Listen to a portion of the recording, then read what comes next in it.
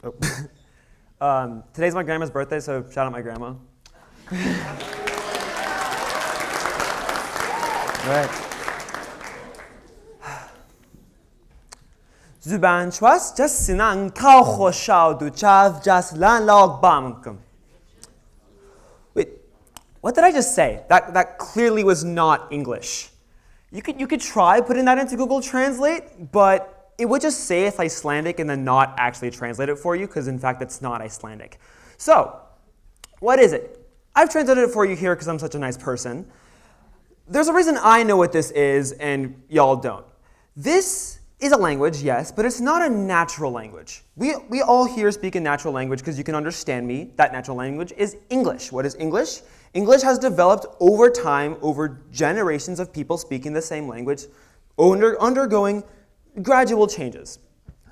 But Ravia, the name of this language, Ravia is a constructed language. What is a constructed language? Well, much like a Lego Death Star, someone has to make it. And that person is me. I have been making this language for 7 years now. And I'm 17, so I started making this language when I was 10. You may be wondering why a 10-year-old was making a language. Well, that's a very good question without a very good answer. You see, this is me when I was 10 years old with a monkey on my head. And I thought I was something of like socio-political commentator as a 10-year-old, obviously. I was really inspired by the likes of George Orwell, if you've ever read 1984, or Animal Farm. And I wanted to make a narrative commentary about how my 10-year-old brain viewed our world by making humans go extinct, naturally, and having animals take their place. Yeah, I was a weird kid. But I gave every animal, every single different species, a language. That took a lot of time. And then I realized, wow, I am terrible at writing fiction. This is awful. How about I just make these languages instead, because this is a lot more fun. And yeah, that's how my language got its start, as a language for llamas. Yeah, but I'm still making the language, so I'll explain more on that later. This is actually the same reason why a lot of people make their languages. If you've ever seen The Lord of the Rings, or if you've ever seen Game of Thrones, if you've ever seen Harry Potter, all those movies and books have languages in them, constructed languages, made so that you can be immersed in a fantasy world. So, that's not the only reason people make languages, though. I'm holding two of my favorite books. I'm such a nerd, I'm so sorry. These books are written by Sonia Lang. She's one of my favorite people in the world. She is a Canadian conlanger who made the language of Tokipona. I want you to keep in mind that you use 7,000 roughly words a day, right? This language is 120. Well, now it's 137, kind of. But that's not a lot, clearly, because you use so many words a day. How on earth do you communicate with so little? Well, it's kind of hard. The language itself has very, very easy grammar. She designed it that way. But how do you converse with 137 words? It gets tricky. There's no word for friend. So how would you even say friend? Well, you would start out with the word yan. Yan means a person, right? And in Tokipona, this language, like Spanish, adjectives follow the nouns they modify. So very basically in this language, a friend is a good person. Because, yeah, that makes sense. Your friends are good people, I hope, right? So a friend is yanpona. So in English, we often talk about this concept of having a bad friend. Well, what does that mean? In this language, it doesn't make sense. Because to do so, you'd have to say yanpona ike, which means bad, good person. How many of you know how to do math here? Good. So you can see here, bad and good are antonyms. They're the opposites. So if you say a bad, good person, that doesn't make much sense. It's an oxymoron. So through the lens of this language, we can understand that a bad friend isn't a bad person. But they're not a friend either. They're just a person. If someone's being a bad friend to you, according to this language, what you're to do is just leave them be, because they're a stranger to you. They shouldn't matter to you. If someone is being a bad friend in your life, they're not worth your time. You don't deserve them. You deserve way better. That's a really powerful thing to express in just 137 words. So why am I still making a language that I originally designed to be spoken by llamas? Well, la vez que par raison je parle, je crois que le semantiques cogs. It's really pretty, and I like the way it's written. Some of my friends don't because it's hard to read, but I like it. It's cool. But that's not the only reason. Not at all. It's really integral to who I am because I've been making it for, well, almost a decade. That's a long time. It influences how I see the world, both literally and figuratively, and it influences who I am just as a person. Let's start with how I see the world literally. What color is this?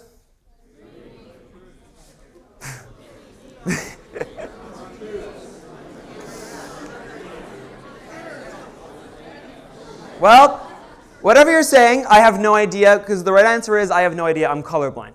I literally don't know what this is in English. But in my conlang, I have a single word for it. This word is najb.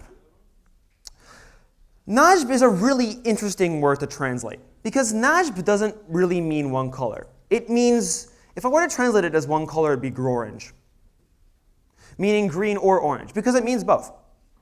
It means either green or orange, because I mix those colors up so often that I might as well just give them one word because they're both so confusing to me. So when I see this, I literally don't know what this is. Like you could tell me it's something really obscene or something that some number or some character. I have no idea. But I just see these as najb now. I don't get confused. I just see these as one color and it's soothing to me. This isn't a really outlandish thing. If you speak Vietnamese, you may know this word. San, I think it's pronounced. I'm sorry for butchering that. But san is interesting because it means both green and blue. If you want to talk about it, you can. If you want to talk about the color green, you could say leaf san. If you want to talk about the ocean, you can say ocean san. And that specifies whether you're talking about green or blue. Not every Vietnamese person is colorblind, but this word works. Now on to how I figuratively see the world. And I've been making this language since I was a child. So my worldview at that point has carried on to who I am today. How many of you like coffee? Well, that's unfortunate because I hate coffee. I absolutely despise coffee. I just abhor this acrid, pungent taste it leaves in your mouth. It's just gross. It's icky. I don't like it. But it's more than that to me. I know it's not just that it's bitter and no, it's not just that. Who drinks coffee? Older people, adults, right? Well, who doesn't drink coffee? Kids. Here's the thing.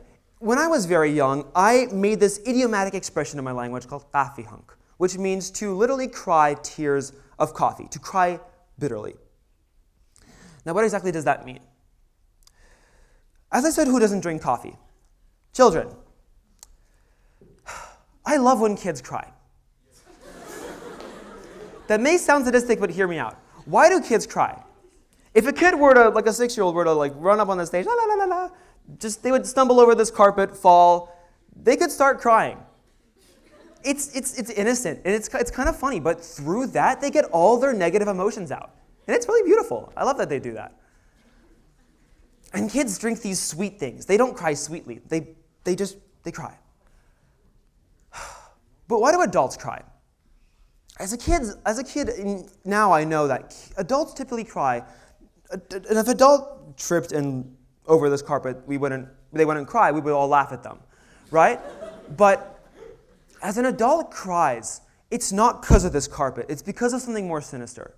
Adults cry because maybe someone they love has passed away, or because their life partner is cheating on them, or they've been evicted from the only place they call home. And these are realities that a lot of adults have to live with. So that's what coffee tastes like to me. It tastes Kafkaesque. It tastes like we're living in this horribly dark, ambiguous world. So I'm super happy that I get to express that in my language in a way that I can't really do in English. Because we have to live in a world where it's super normal to say, don't talk to me until I've had my coffee. Don't talk to me until I've had my daily fix, is what we're saying. It's like saying, don't talk to me until I've snorted Coke. It's the same thing. And I've also translated it for you because, it's cool. But moving on to who I am, not how I see. Let's talk about something lighter, gender. Now, I had a writing tutor who was helping me write that old narrative wherein I made a bunch of languages for different animals. And she was ranting to me about how she was learning French. And in French, every country has a gender. But it kind of makes sense in French because French makes its gender, grammatical gender, based on noun endings, right? See, my language doesn't have that the same way. But I thought it would be really funny if every country had a gender. So I gave every country arbitrarily a gender. France, feminine. Germany, masculine, yada, yada, yada. I researched literally every single separatist movement I could find on Earth. I know so much now about separatist movements in Myanmar because I was giving every single one an arbitrary gender when I was 11 years old. I was strange. So I grew up and I realized, wow, this is kind of stupid. So I stopped doing that. I applied those pronouns, nya and pa are the ones I use for she and her, or she and he, sorry, to people. And I was like, this makes sense. Now if I'm talking about a man and a woman in a sentence, I can, remove some confusion. But I grew a little older, and I realized this is still pretty stupid. Because, well, yes, there are real differences between men and women. And there is heavy discrimination between men and women in our society today. But this is my language, and it reflects how I think, and it reflects how optimistically I want the world to work. And I would really like a world wherein we don't really see gender, because I identify as non-binary. And the way I see it, my dad right there, we were driving back from the ACT, and he told me he was proud of me in Farsi. He said, really, just good job, and I'm really thankful for that, right? Because I felt great. I took the ACT, and I think I did pretty good. And he told me in Farsi that he was proud of me. Farsi does not have a word for he or she. So I was just smiling widely through this. And then he was talking to my mom. And he thanked me in English. And he said, he. And this is, not everyone thinks this way, and it's all right if you don't. But it felt like my praise, my prowess, was now being attributed to the fact that I was a guy. And I could feel the smile fade from my face. Because I want to be seen as a person. I want to be complimented as a person. I want to be critiqued as a person so I know how to grow as a person. I don't want to be critiqued for being a guy. Because that doesn't get me very far, does it? So, now in my language, nya and pa, she and he, are pejorative pronouns. You only use those words, she and he, if you're insulting someone. And la is a term that means it, they, she, he can be used for anyone. And tla is for someone who's specifically non-binary. Now, as I was talking about my family, and my dad praised me in Farsi, here's a phrase in Farsi I adore. It means, may I be sacrificed for you.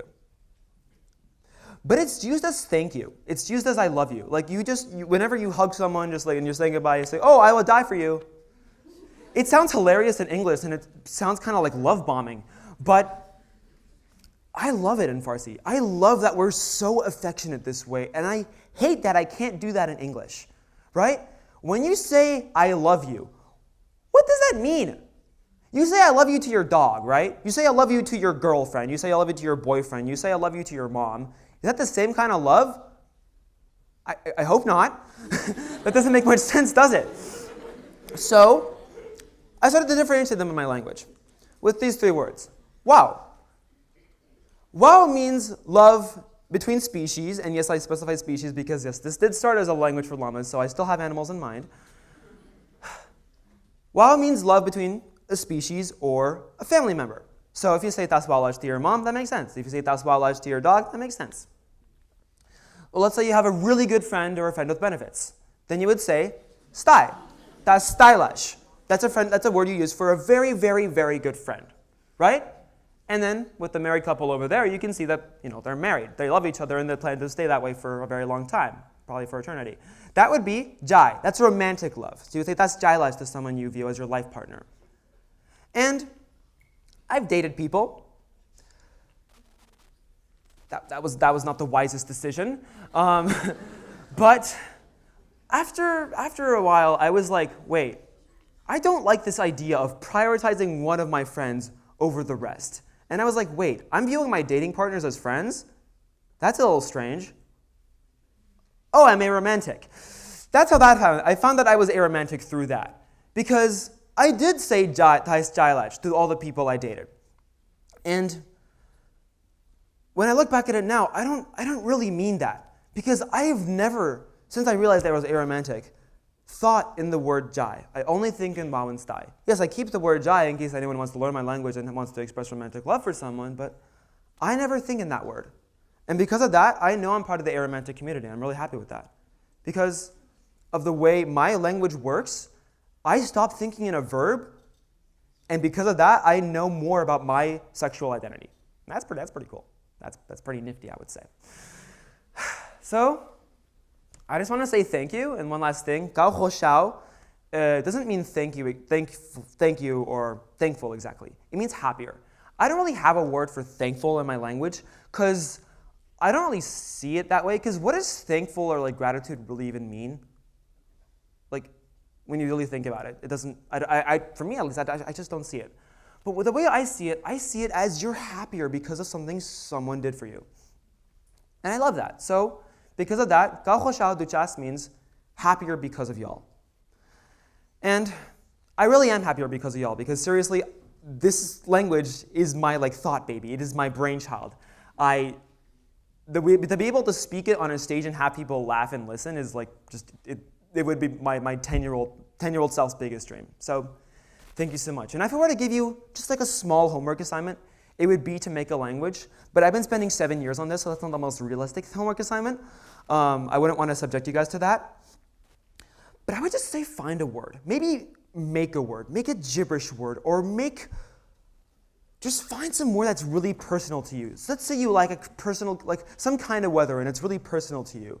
And you want to relate your feelings to that kind of weather. Make a word for that kind of weather. It could be, I don't know, it could be something just simply strange. Some gibberish word. I don't really care. Just make one. Because controlling the way you speak makes you control the way you think. 高和尚